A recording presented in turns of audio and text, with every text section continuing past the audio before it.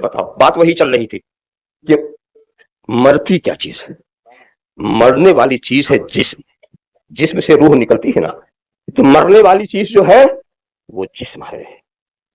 جسم کی آرزویں مرتی، جسم کی خواہشات مرتی، پھر جسم وہ جو پڑا ہوا ہے نہ بھوک کی شکایت کر پاتا ہے، نہ پیاس کا واویلا کرتا ہے، نہ کچھ مانگ پاتا ہے، نہ کسی خواہش کا اظہار کر سکتا ہے.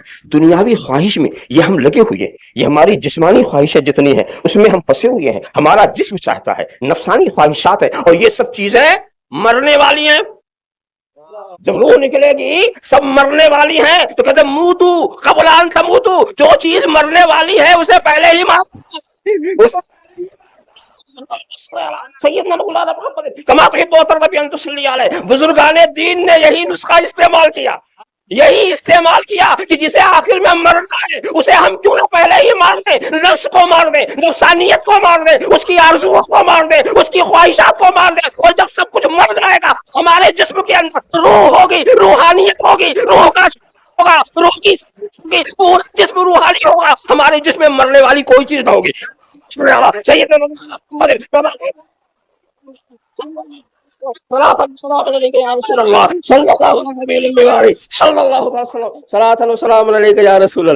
تو جو چیز بعد میں مرنے ہی والی ہے پہلے ہی مار دو، اسے پہلے ہی مار دو، پھر کوئی چیز رہے گی ہی نہیں، کوئی چیز رہے گی ہی نہیں. اسی لیے بزرگان دین یہی سب کچھ مار دیتے ہیں، یہی سب جو یہی مار دیتے ہیں وہ یہاں بھی زندہ رہتے ہیں، وہاں بھی زندہ رہتے ہیں.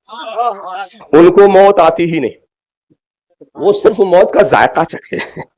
اور ایک بات اور بھی ہے کہ کیا ضروری ہے کسی کو ذائقہ اچھا لگے؟ کسی کا مزاج خراب ہونا تو میٹھا اچھا نہیں لگتا، میدا خراب ہو تو کھچڑا اچھا نہیں لگتا. یہ کوئی ضروری نہیں ہے کہ سبھی کو ایک طرح کا ذائقہ ملے، کھانے کا ذائقہ سب کو ایک طرح ملے. اور انہوں نے موت کو خوش ذائقہ بنا دیا. موت میں بھی ایسا ذائقہ کہ جس کے تصور سے آپ کا منہ خراب ہو جائے. ابھی میں کہوں کہ موت میں بڑا ذائقہ ہے کوئی تیار رکھنے کو؟ ذائقہ، مگر انہوں نے ذائقہ، اس ذائقے کا بتاؤ کیسا ذائقہ ان کو ملتا ہے، موت سے کیسا ذائقہ ملتا. حضرت امام علی مقام نے جب اپنے بھتیجے حضرت قاسم سے پوچھا، وہ کب آئے تھے؟ اجازت لینے کی، ہم کو بھی میدان جہاد میں جانے دیجیے. تو انہوں نے کہا بیٹے یہ بتاؤ تم موت کو سمجھتے کیا؟ یہ حسین کے گھر کا بچہ، حسین کے گھر کا بچہ، ظاہر ہے یہ ذائقہ باپ دادا ہی سے اسے ملا ہوگا. حسین کہتے ہیں بیٹے یہ بتاؤ تم موت کو سمجھتے کیوں؟ الفاظ سنو، من العسل، شہد سے زیادہ میٹھا، شہد سے زیادہ میٹھا یہ وہی کہہ سکتا ہے جو اپنے نفس کو مار چکا، جسمانی خواہشات ختم ہو چکی ہوں، وہی یہ کہہ سکتا ہے. اسے ذائقہ مل رہا ہے، اس کو ذائقہ مل رہا. مگر دوستو نفس کو مارنا یہ آسان کام نہیں ہے، بہت مشکل کام ہے. اس لیے کہ نفس کی اعانت میں شیطان ہر وقت لگا رہتا ہے، شیطان ہمیشہ مدد پہنچاتا ہے. نفس نہ بھی بلائے تو بھی وہ آ جاتا ہے. شیطان کے آنے کے لیے بلانے کی بھی ضرورت نہیں کہ نفس فریاد کرے المدد یا ابلیس، اس کے کہنے کی ضرورت نہیں، وہ فوراً ہی آ جاتا، فوراً آ جاتا.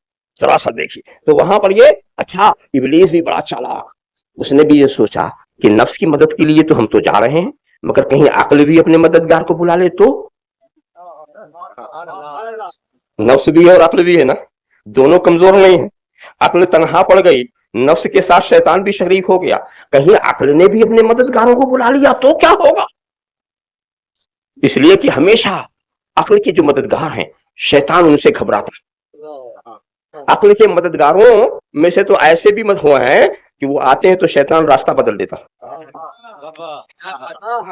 عقل کے مددگار بڑے زوردار ہیں، وہ بھی کمزور نہیں ہے. انہوں نے نفس کو ایسا مار دیا کہ وہ بھی کل عقل بن گئے، عقل کل بن گئے. اب اس نے سوچا کہیں یہ عقل کے مددگاروں کو عقل اپنے مددگاروں کو نہ بلا لے. تو شیطان آیا تو ایک فتویٰ جھاڑتا ہوا آیا کہ غیر خدا کو بلانا شرک ہے، غیر خدا کو بلانا شرک ہے، غیر خدا. عقل کو دھوکہ دے رہا ہے، خود مدد کے لیے خود مدد کے لیے ذرا سا دیکھو کتنا بڑا فریب دے رہا ہے، مگر جس عقل پر خدا کی رحمتیں ہوں وہ اس دھوکے میں نہیں آ سکتی، نہیں آ سکتی۔ تو نفس بھی بڑا مضبوط ہے، اس کے مارنے والے بھی بڑے اونچے درجے کے لوگ ہیں۔ میں اس سلسلے میں سبق آموز کچھ واقعات پیش کروں کہ نفس کا مارنا آسان نہیں۔ ایک تو ہمارے ہی علاقے کا ایک واقعہ تھا، ٹانڈی ہی کا ایک شاہ صاحب تھے، اور وہ شاہ صاحب گھوم رہے تھے، پھر رہے تھے، اور عجیب بولی بول رہے تھے۔ لوگ بہت حیران تھے کہ شاہ صاحب کیا بک رہے ہیں۔ کہتے کیا تھے؟ نہ تو میرا خدا، نہ میں تیرا بندہ، میں تیرا کہنا کیوں مانوں۔ اب یہ بات بڑی خراب تھی نا۔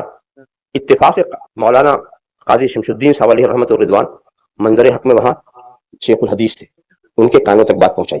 ایک شاہ صاحب یہ کہہ رہے ہیں، تو علماء جو ہوتے ہیں وہ جلدی سے فتویٰ نہیں دے دیتے، یہ تو جاہل لوگ ہیں، جاہل لوگ ہیں، سمجھے؟ جاہلوں کا عجیب عالم ہے، فتویٰ دینے میں جلدی کرتے ہیں اور غلطی کرتے ہیں تو توبہ نہیں کرتے۔ صحیح کما صلی اللہ علیہ وسلم صلاۃ و سلام علیک یا رسول۔ تو انہوں نے کہا بھی شاہ صاحب جب کبھی ادھر سے گزرے تو میرے پاس لانا، جب کبھی گزرے تو میرے پاس لانا۔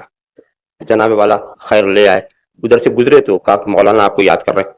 شاہ صاحب بڑے ادب کے ساتھ مولانا کی خدمت میں گئے اور بڑی دانائی سمجھداری کی باتیں علیک سلیک آرام سے بیٹھے۔ کہا شاہ صاحب آپ کیا کہتے ہیں؟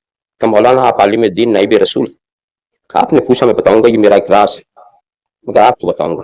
تو بتایا کیا کہ میرے نفس نے غلطی کی، اس کو کھول کر آپ مجھے شرمندہ نہ کریں۔ ایک غلطی کی، اب میں اس اپنے نفس کو سزا دے رہا ہوں۔ 3 دن سے نہ میں نے کچھ کھایا نہ پیا، اور نفس چیخ رہا ہے، بھو بھو بھو، پیاس پیاس پیاس، نفس کھانا مانگ رہا ہے، نفس پانی مانگ رہا ہے۔ تو میں اپنے نفس سے کہتا ہوں، نہ تو میرا خدا، نہ میں تیرا بندہ، میں تیرا کہنا کیوں مانوں۔ نہ تو میرا خدا، نہ میں تیرا بندہ، میں تیرا کہنا کیوں مانوں۔ جب میں یہ کہتا ہوں تو مجھے سکون ہو۔ تو شاہ صاحب کو جانے دیا، لوگوں سے کہا ان کو ان کے حال پہ چھوڑ دو۔ نفس کا مارنا اتنا آسان نہیں ہے دوستو، اتنا آسان نہیں ہے۔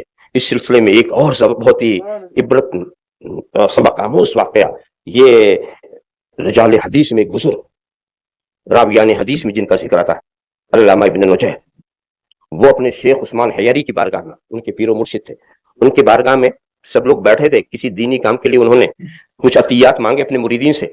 اس وقت ان کے پاس بہت کچھ تھا، تھیلی میں لے کے پہنچ گئے۔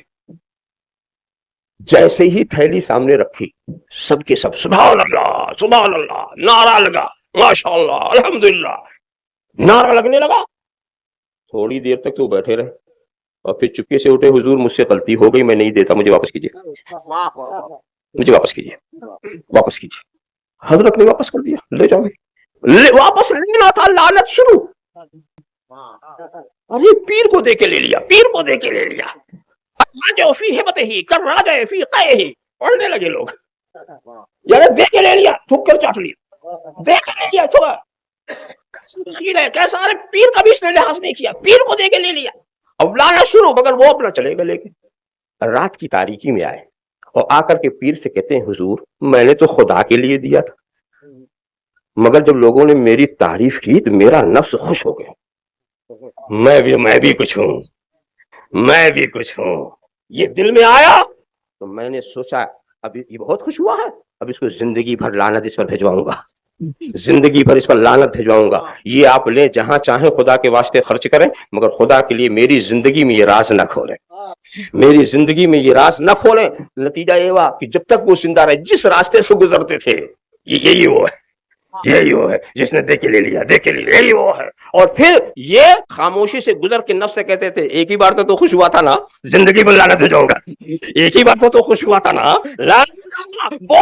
جب انہوں نے دیا، اب ان کے پاس مرنے والی چیز ہی کیا ہے؟ سید مولانا صلی اللہ تعالی وسلم صلاۃ و سلام علیک یا رسول اللہ۔ یہ بڑے راز کی بات ہے۔ یہ ریاضت کرنے والے برج اجمی میں 11 سال تک کی ریاضت، بزرگان دین نے اپنی چلا گاہوں میں جو ریاضت کی وہ نادانی نہیں کر رہے تھے، بلکہ وہ مرنے سے پہلے اپنے کو مار رہے تھے، مرنے سے پہلے اپنے کو مار رہے تھے، اور پھر ایسا زندہ ہوئے، ایسا زندہ ہوئے، یہاں بھی زندہ وہاں